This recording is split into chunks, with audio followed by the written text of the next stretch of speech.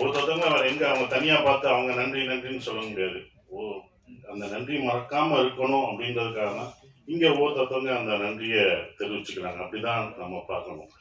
ஆம், அந்த நன்றி வந்து ஆம், வெற்றி பெற்ற பிறகும் அந்த நன்றியை நீ வந்து உன் தயாரிப்பாளருக்கு காமிக்கணும்னு நான் அந்த டைரக்டருக்கு நான் ஒரு அட்வைஸா அதை சொல்லிக்கிறேன். அதுதான் நன்றி. நீங்க அது முடிஞ்ச பிறகு நீ என்ன நன்றி செலுத்துறியோ அதுதான். எல்லாம் படத்தை பத்தி சொன்னாங்க, இப்படி வரும் அப்படி வரும்ன்ற ஒரு விஷயம் சொன்னாங்க. நல்லா இருக்கு. அதெல்லாம் நம்பிக்கை தான். எல்லாருக்கும் இருக்கிற நம்பிக்கையில தான் அவங்களும் அந்த நம்பிக்கையில ப்ரொடியூசர் அந்த நம்பிக்கை வச்சிருந்தாரு. அந்த நம்பிக்கை நிறைவேற்றிய டைரக்டருக்கு அவ்வளோ வாழ்த்து சொல்லும்போது இன்னும் சந்தோஷமா இருக்கு. என்ன நினைச்சு ஒரு ப்ரொடியூசர் தான் ஒரு படத்தை பார்த்துட்டு இது நல்லா இருக்கு எனக்கு திருப்தின்னு சொல்லணும். அது ஒரு 100% சொன்னது எனக்கு சந்தோஷமா இருக்கு. இருந்தாலும் நல்லா எழுதிட்டோம் அப்படின்னு ஒன்று இருக்கும்ல, நல்லா நல்லா எழுதிட்டோம்டா சப்ஜெக்ட், ஆனால் என்ன ரிசல்ட் வருதுன்னு ஒரு பயம் இருக்கும். அந்த பயத்தோடு இருக்கிற மாணவனா மே 1 அந்த ரிசல்ட்டுக்காக மக்களும் நீங்களும் கொடுக்க போற அந்த ரிசல்ட்டுக்காக காத்துக்கிட்டு இருக்கோம்.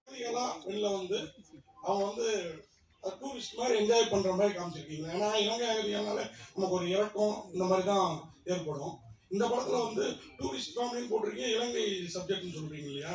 அப்போ அவங்க வந்து ஊர் ஊரா போய் இப்போ கனடா அமெரிக்கா நம்ம தமிழர்கள் கூட அப்படி இல்லை, எல்லா ஊர்லயும் இருக்கிறாங்க. அதை தான் சொல்லியிருக்கிறாங்க அந்த படம். அகதிகளா வந்து ஆனா அவங்க துன்பத்தை வெளியில காட்டிக்காம சந்தோஷமா வாழ்ந்துட்டு இருக்காங்க அப்படின்ற மாதிரி. அது நீங்க படம் பார்க்கும்போது தான் அதை பார்க்கணும். ஏன் வந்தாங்க, என்ன டூரிஸ்ட்னு எதை மீன் பண்றோம் அப்படின்றது நீங்க இப்ப ரிவீல் பண்ண முடியாது. நீங்க இப்ப எல்லாமே ஒரு லைட்டரா தான் சொல்ல முடியும். ரொம்ப நாங்க வந்து உணர்ச்சிபூர்வமா இதை ரொம்ப இன்னும் சொல்ல முடியாது. சென்சார் இருக்கு, எல்லாமே இருக்கு உங்களுக்கு. அதெல்லாம் அதனாலதான் இதை வந்து ஒரு லைட்டராகவே அந்த படத்தை நாங்க அதே மாதிரி இப்போ டூரிஸ்ட் ஃபேமிலி ரிலீஸ் ஆகுது. நேற்று டூரிசம் பிளேஸ்ல அவ்வளோ பெரிய மனித தாக்குதல் நடந்திருக்குது காஷ்மீர்ல.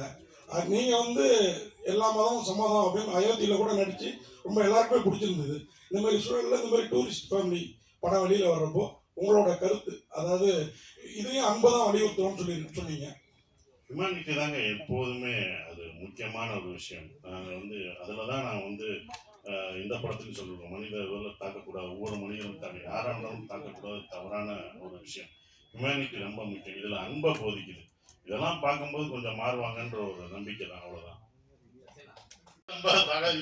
ஆனால் முதல் கேள்வி வந்து சென்னையில் வந்து இது பண்ணுறான், என் சொந்த ஊர் அதானே, என் வீடு அதுதானே, டெல்லிக்கு ராஜானாலும் பள்ளிக்குள்ளதானே, என் ஊருக்கு தானே நான் போக முடியும். ஸோ என்னுடைய ஊர் என்னுடைய இடம் அப்படின்றனால நான் அங்கே போயிட்டேன். அது விவசாயம் அங்கே இருக்கு, என்னுடைய குடும்பமும் அங்கே இருக்கனால நான் அங்கே போயிட்டேன். வேற ஒன்றும் இல்லை. இது இங்கே வந்துட்டாங்க என்ன இருந்தாலும் அங்கே தானே நான் போகணும் அப்படின்றது அங்கே இருந்தோம்.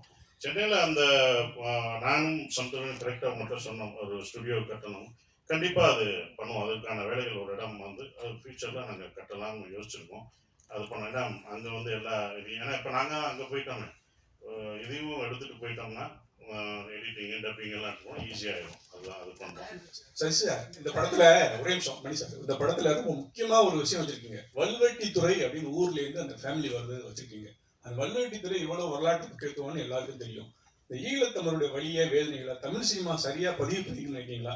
நாங்களாம் ஃபேஸ்புக்லேயோ சோசியல் மீடியாவில் ஏதாவது போட்டால் கூட பிளாக் பண்ணியிருந்தாங்க, பேர் போட முடியல, போட்டோ போட முடியல, அதுக்கான வாய்ப்பே இல்லை. அதை பற்றி என்ன சார்? பதிவு பண்ணலை சார், பண்ணவும் முடியாது சார். நீங்கள் ஃபேஸ்புக்கில் போட்ட லெட்டருக்கே இப்போ பிளாக் போடுறாங்கன்னா, படமாக நாங்கள் எடுத்தால் கட்டு தான் போடுவாங்க. ஸோ அப்போ அது முடியாது. ஏன்னா அதை இந்த மாதிரி படங்கள் மூலமாக கொஞ்சம் கொஞ்சமாக லைட்டர்வே எடுத்துகிட்டு தான் வர முடியும். நாங்கள் ரொம்ப ஸ்ட்ராங்காக அந்த இதை நீங்கள் சொல்கிற விஷயங்களை ரொம்ப வழியாக அதை சொன்னோம்னா அதை வந்து எடுத்துகிட்டு போனோம். அது சென்சார் இதுதான் ஆகும், சென்சார் கட் ஆகும். இது நம்ம இந்திய அரசாங்க சென்சார் இருக்குது, அதை தணிக்கை குழு பண்ணுறபடி நம்ம இது பண்ணணும். ஸோ அப்போ அந்த மாதிரி படங்கள் இருக்கும்போது அதை கட் பண்ணுவாங்க. அது ஒன்றும் பண்ண முடியாது. அது மாறினா தான் நாங்கள் எடுக்க முடியும். 2 questions